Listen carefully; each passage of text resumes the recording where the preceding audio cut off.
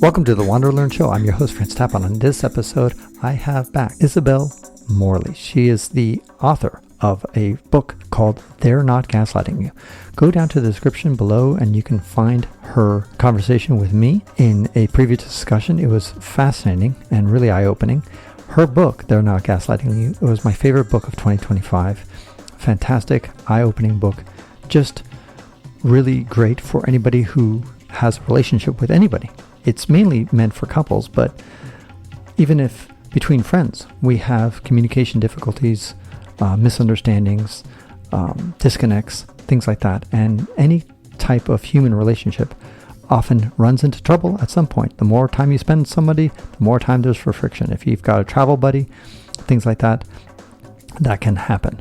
So this book is really useful for that. We start off by talking about the astronomer scandal, which was that couple that were caught on the kiss cam of Coldplay. We talk about other things, such as my experience with a woman I call Fatima, and it was years ago, but I want to hear her take on it. You can go into the links below to find my experience with Fatima and a little bit more of the issues that she and I ran into. And she, that is Dr. Morley, gives me advice on how I could have handled that situation better and what we could have done better in that. And maybe you can learn something as well from it. Go get her book. There's a link to it in the description below. And if you have any further questions that you would like me to ask Dr. Morley, I will be interviewing her in 2026. So go ahead and put that in the description or put it in a comment or send me an email at ft@francistapon.com. And now, Dr. Morley. Okay, Dr. Morley, I want to know your take on a scandal that happened a few months ago about the astronomer CEO. And for those who don't remember, there was a kiss cam at the Coldplay concert that featured this couple. And one of them was the CEO of a company called Astronomer. So we call him the Astronomer CEO. I'm blanking on his real name. And another coworker who was, I believe, very high up in the HR department. And they were hugging, not kissing, even though this is kiss cam. But the moment the camera focused on them, they kind of ran away and shied away. And then Chris Martin, the singer of Coldplay, said, either they're very shy or they're having an affair. And by the way, recently I just read, just for fun, that the woman who was involved in that denied that it was an actual affair, that it was just, they're purely friends, and it was completely misinterpreted. Maybe she's gaslighting all of us. I mean, so I had read that she was already separated from her husband. So that, that there was already that separation had occurred, and this wasn't cheating in that way. She has filed for divorce. So again, the she is the woman involved who is in the act there. She has filed for divorce, but the other astronomer, the astronomer CEO, was seen recently in Maine, I believe, reconciling with his wife in the sense that they were both together, both wearing their wedding rings and together in some setting. Again, this is what I just read. Who knows if it's actually true. So what do you think people got wrong in their initial assessment or, in all the analysis that you said, oh my God, people are missing this in that whole scandal? It was two things. People were shocked and very excited to discover this, right? There's some schadenfreude of finding people, catching them out in something wrong. It makes us feel better about ourselves. The two things that came up for me were people always get caught when they cheat, and they always think that they won't. I have yet to see a couple not get caught.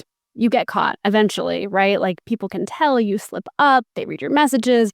Everyone thinks that they won't be discovered, but guess what? You will be discovered, and you'll have to face the consequences of infidelity. The part that I had a hard time with was that people were so harsh. Their judgment was so unforgiving. Not that I'm condoning cheating in any way, but it happens a lot. People cheat a lot. They're unfaithful to some degree or another a lot because relationships are very complicated.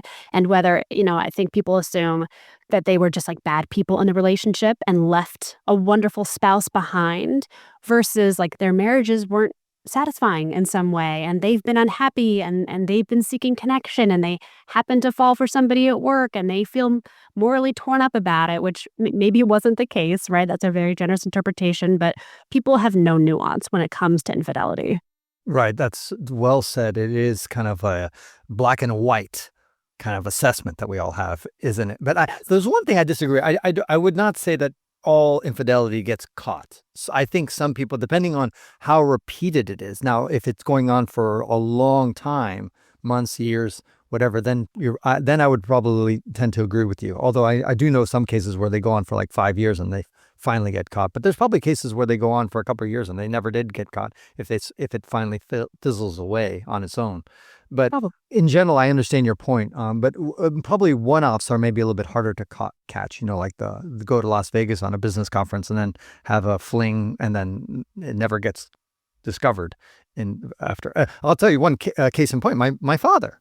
My father sat down with my mom at like their 30th anniversary, and my mom asked him like, were you ever unfaithful with me in my 35 years of marriage or whatever it was? And he says, actually, I was. And he cited a situation 20 years ago. And then that created such a brouhaha and a scandal. So had my dad not admitted to it like 25 years after the fact, he would have never gotten caught. So I know a case in point right there is a good case. Now he revealed it. He divulged it. But I agree with you that it's black and white.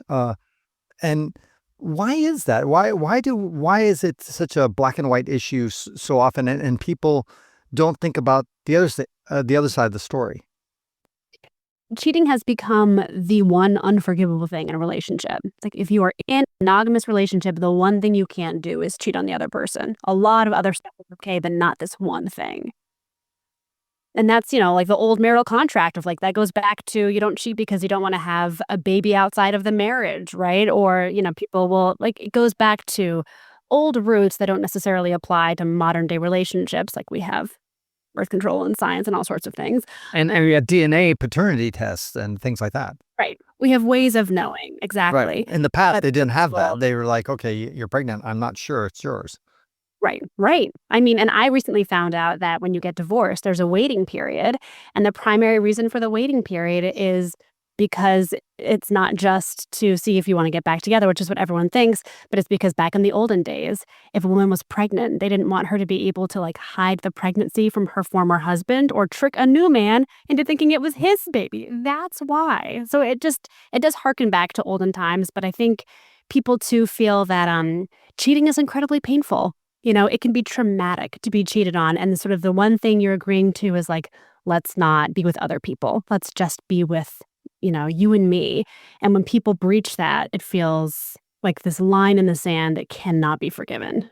Right. And when I saw that astronomer CEO scandal come up, the first thing I thought about, and not the first thing, but after I reflected a little bit on it, and nobody kind of seemed to mention it online, is like, is there anything that, and again, we don't want to like be too sympathetic to the victim here. I mean, sorry, to the perpetrator. But I thought to myself, maybe how do we know? Like, what if somehow we knew that the astronomer CEO's wife had been having an affair and the astronomer CEO knew that? We don't know. We don't know that maybe she was having an affair with somebody else and the astronomer CEO is like, they have an unspoken agreement. A, or B, maybe she's just been withholding sex for like a year. And like she does it to quote unquote punish him. And then he's, again, doesn't justify the behavior, but all of a sudden it becomes more understandable. Or maybe she's just a bitch. Every time you come home, she's just yelling and screaming at you and just like, and maybe they're very unhappy, right? Like maybe they have a very unhappy marriage. Maybe they have an open marriage, but he doesn't want people to know, right? People at work to know that he has an open marriage. There are so many possible complexities and nuances of this, but when we hear someone cheats, the first thing we think is that cheater is a bad person and their poor partner, their poor innocent partner who didn't do anything wrong, who didn't deserve it. How could they do that to them? Right. When it'd be much more complicated than that. Right. And we got to apply that same nuance when we look at our own relationships, so that I think that's the kind of the point in your book, is that it's so easy to label somebody as a bad person and then absolve yourself of any responsibility. That's the key message in your book. And before you instinctively do that, to stop reflect and say, wait a second, have I done anything myself to make my partner do or say or whatever it is that's bothering me at the moment? Isn't that right? Yeah. Yeah, yeah. And, Gottman does a lot of research around couples, and they have looked at infidelity and have found that infidelity is not the first problem in marriage. It's usually a symptom of a problem already in a marriage or a relationship, right? People cheat for a reason. It's not because they're just so selfish and hedonistic, they can't stop themselves. It's because they are unhappy and they are searching for something, typically speaking. Then there are the people who are just serial cheaters who cannot stop that impulsivity. But I think we just have a hard time with the idea that good people could cheat on somebody that they love. Absolutely. It is a hard concept to grasp. Right. And it's just, but that it's saying, can good people say a nasty thing? Of course they can. Right. Yeah. I mean, good people do stupid things and mean things all the time. We're emotional creatures, and it's the case. Now, speaking about good people, I wrote in my review of your fantastic book, 10 out of 10, favorite book of 2025, I wrote a little bit of my personal story with a woman I pseudonymously called Fatima. And what's your, for those who want to see the whole review and the story about Fatima, go to links description. But what's your basic advice that you would have given us had that relationship, had she and I, Fatima and I, had gone to you as a couples therapist? Would you have told us? Now, of course, our relationship ended, but it's just like, let's do a post-mortem. A postmortem. Okay, so the first thing I would ask is what's the purpose of all this labeling? How is this serving you, right?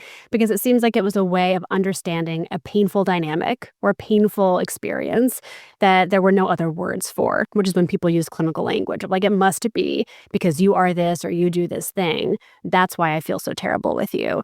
And when people resort to that, they have not figured out either their actual painful feelings in this dynamic or interaction, or how they are a part of it, and they need a simpler explanation. And our brains are always looking for the simplest explanation possible. Why do we look for such simple explanations on complex issues?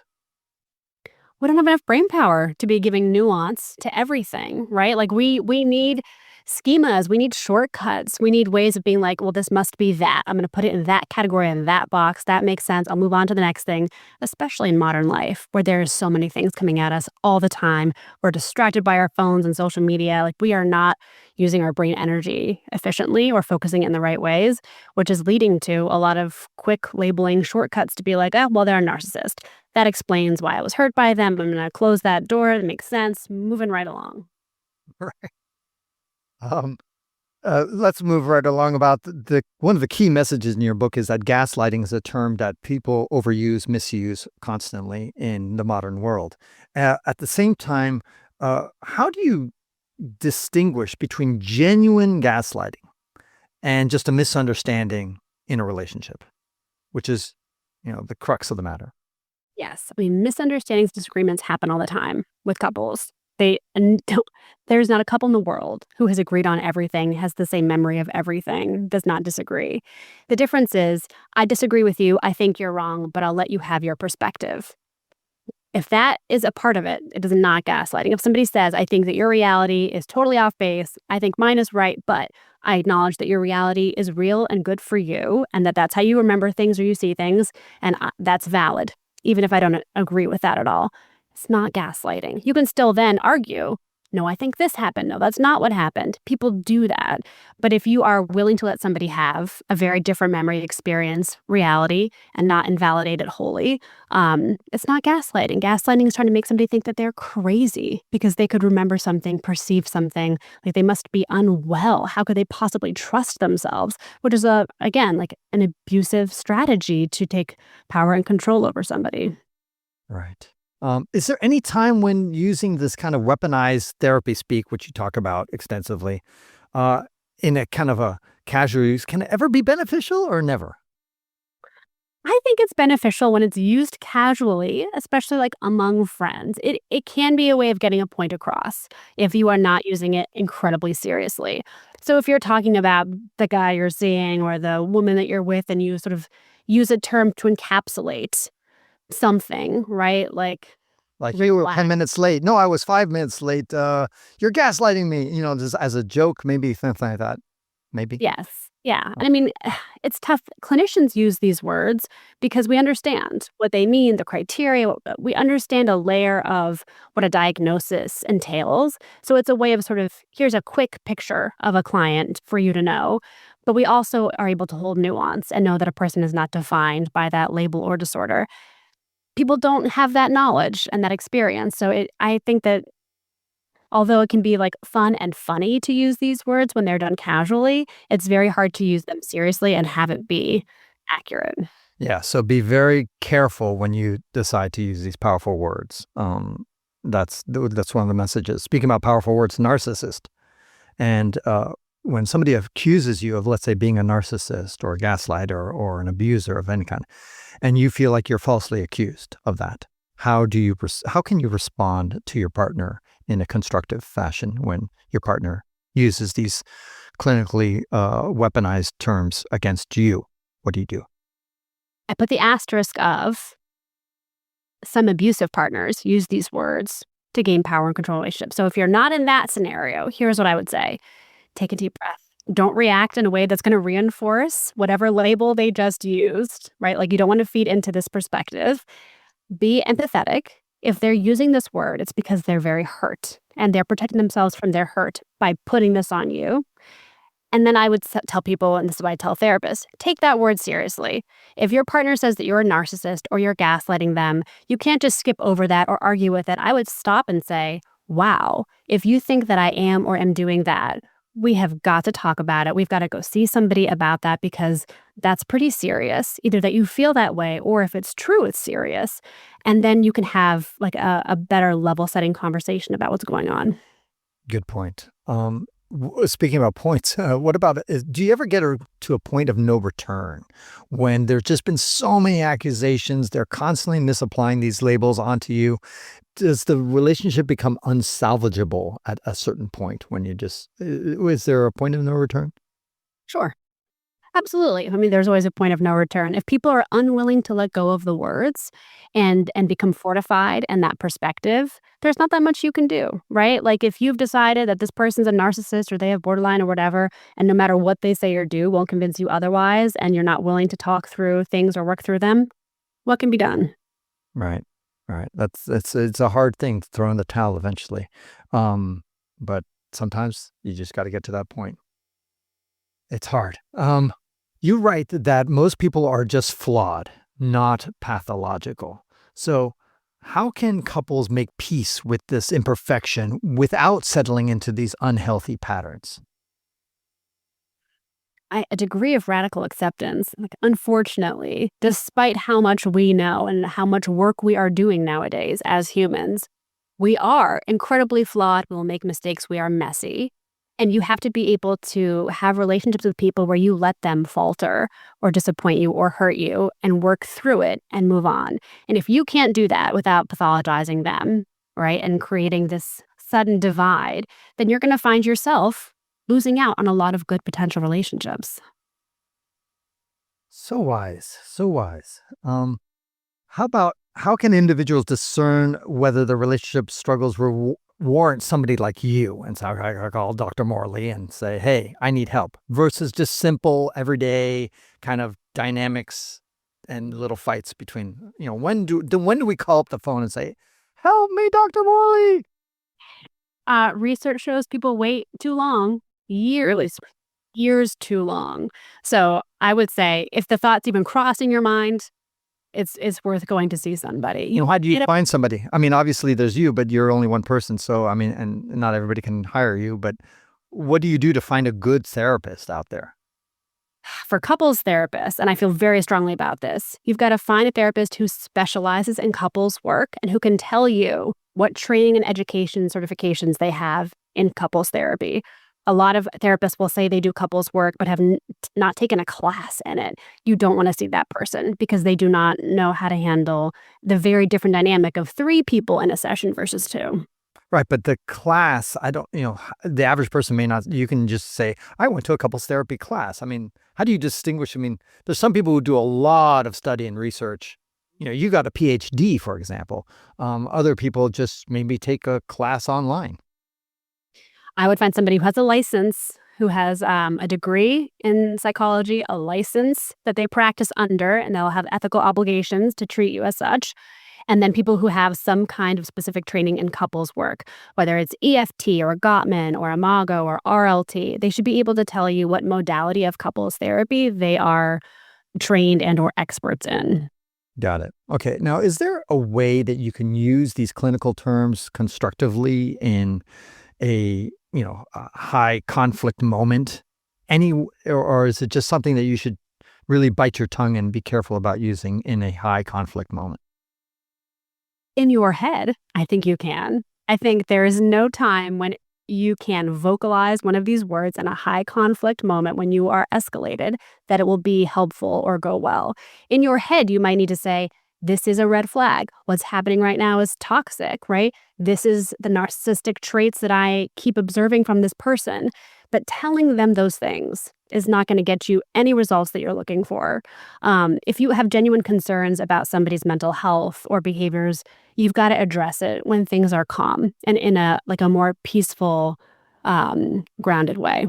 Right. And how do you do that? What's steps, like three steps that you would say you got to do? Well, first you have to decide if you even want to figure it out with this person. There's no point in letting somebody know that they are an abusive narcissist if you don't want to actually stay with them and Right. or should stay with them, right? So first of all, be discerning whether or not this is worth alerting someone to. A lot of people are not going to even be receptive to this or take it in, so it's not worth your time. But the second thing is, if you're going to do it, it's got to come from love and care. I'm worried about you. I'm worried about us. I want you to be healthy. I want us to work. I think this is something that's getting in the way of that. Can we talk about it? Right. One of the things that Fatima did often was use this term boundaries. And I felt that, and maybe I was wrong, that it was almost like a control tactic. In other words, you violated my boundary. This is my boundary. This is my boundary. And I don't know, is that a common thing that sometimes people misuse the term boundaries to begin with? That, for example, her best friend once, I think, invited her to a concert and kind of like forced her to go almost.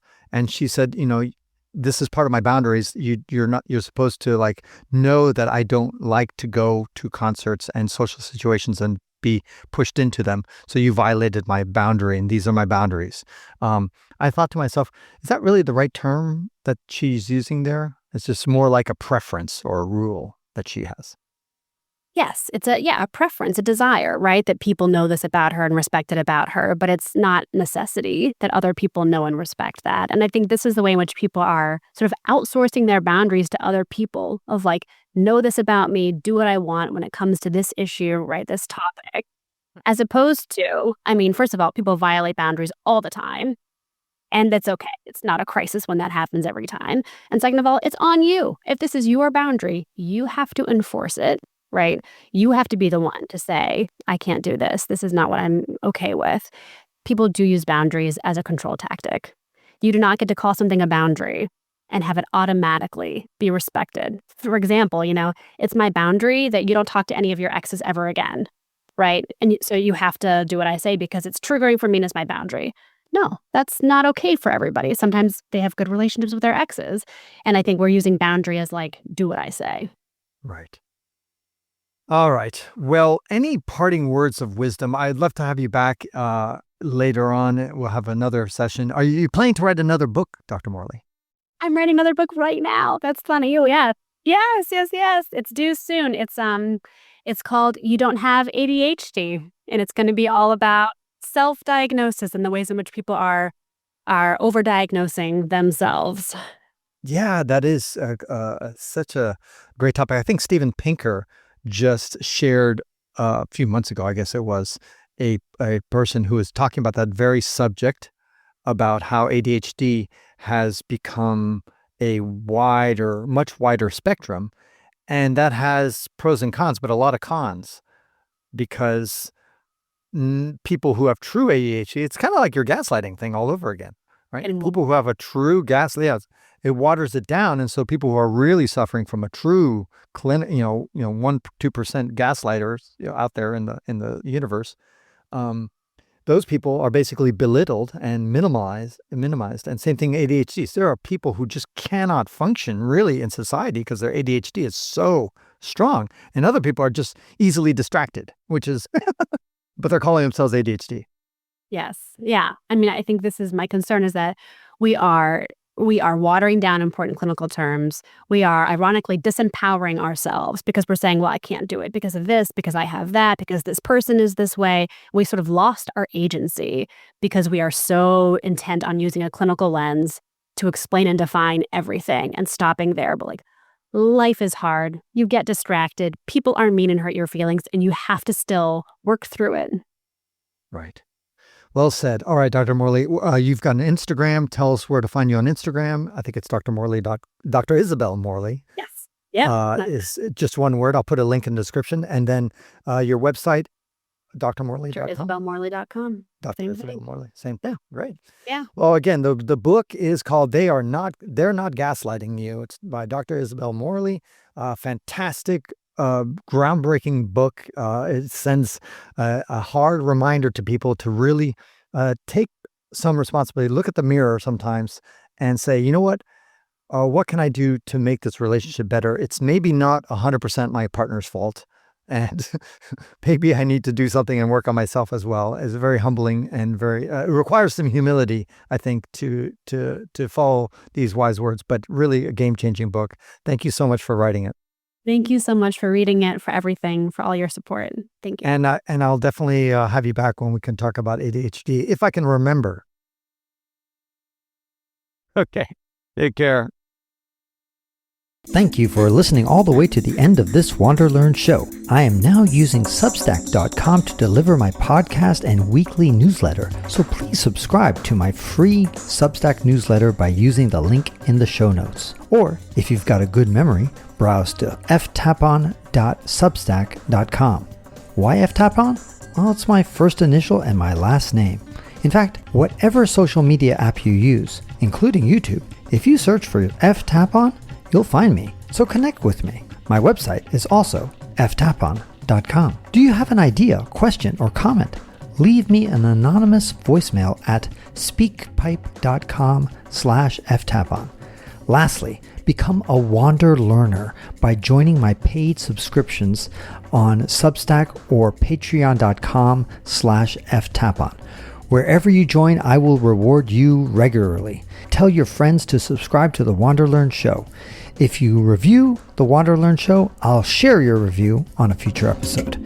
This is Francis Tapon, encouraging you to wander and learn.